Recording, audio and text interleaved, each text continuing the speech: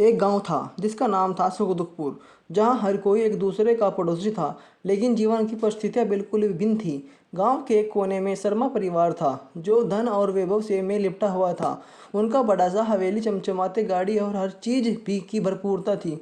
शर्मा जी गांव के सबसे बड़े व्यापारी थे और उनकी पत्नी सुमित्रा एक समाज सेवी थी, जो गांव के गरीब बच्चों के लिए स्कूल खोलने का सपना देखती थी। वहीं गांव के दूसरे कोने में मिश्रा परिवार था। उनकी जिंदगी कठिनाइयों से भरी थी।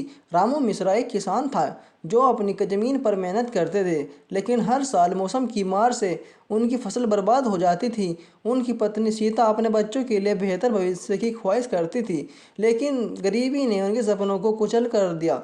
एक दिन गांव में एक बड़ा सा मेला लगा। शर्मा परिवार ने अपने बच्चों को मेले में भेजा, जहां उन्होंने संजीव जादू वाले का जादू देखा, झूले और मिठाइयों का आनंद लिया। शर्मा बच्चों ने देखा कि मिश्रा परिवार के बच्चे भी मेले में आए हैं, लेकिन उनके हाथ में कुछ नहीं था। उन्होंने देखा कि मिश्रा के बच्चों के चेहरे पर उदासी थी और उनके कपड़े भी पुराने थे। शर्मा परिवार के बच्चों ने एक योजना बनाई। उन्होंने अपने माता पिता से कुछ पैसे मांगे और मिश्रा के बच्चों को मिठाइयाँ और खिलौने खरीद कर दिए। मिश्रा के बच्चों के चेहरे पर खुशी आई और उन्होंने धन्यवाद कहा। यह एक छोटे से कार्य ने दोनों परिवारों के बीच की दूरी को कम कर दिया।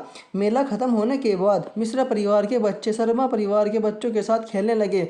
धीरे धीरे दोनों परिवार के बीच दोस्ती बढ़ने लगी। लेकिन एक दिन जब गांव में अचानक बाढ़ आई तो सब कुछ बदल गया। शर्मा परिवार की हवेली को कोई भी नुकसान नहीं हुआ और उन्हें अपनी संपत्ति को बचाने के लिए बहुत मेहनत करनी पड़ी।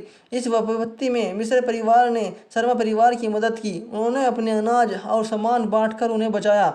सीता ने सुमित्रा से को आश्वासन दिया, हम सब एक हैं, हम एक दूसरे की मदद करेंगे। इस संकट के समय अमीरी और गरीबी का फर्क मिट गया। बाढ़ के बाद जब सब कुछ धीरे धीरे सामान्य हुआ तो शर्मा जी ने सोचा कि अब उन गरीबों की मदद करनी चाहिए। उन्होंने अपने व्यवसाय से कुछ धन निकालकर गांव में स्कूल खोला, जहां सभी बच्चों को मुफ्त शिक्षा दी जाने लगी। मिश्रा परिवार के बच्चों को भी अब अच्छे स्कूल में पढ़ाई का मौका मिला। सुमित्रा ने गांव की महिलाओं के लिए एक सिलाई केंद्र शुरू किया, ताकि वे अपने हाथों से कुछ कमाई कर सके। इससे गांव में रोजगार के नए अवसर पैदा हो गए। गांव के लोग अब एकजुट होकर काम कर रहे थे और एक दूसरे की मदद कर रहे थे। अमीरी और गरीबी के बीच की खाई अब एक पुल की तरह बन गई। जब सभी लोग एक दूसरे के साथ आगे बढ़ रहे थे, समय बीतता गया और सुखदुखपुर गांव एक आदर्श गांव बन गया, जहां अमीर और गरीब साथ मिलकर रहते थे। उन्होंने समझा कि असली अमीरी वही है जो दूसरों की मदद करती है और प्यार और करुणा का भाव रखती है।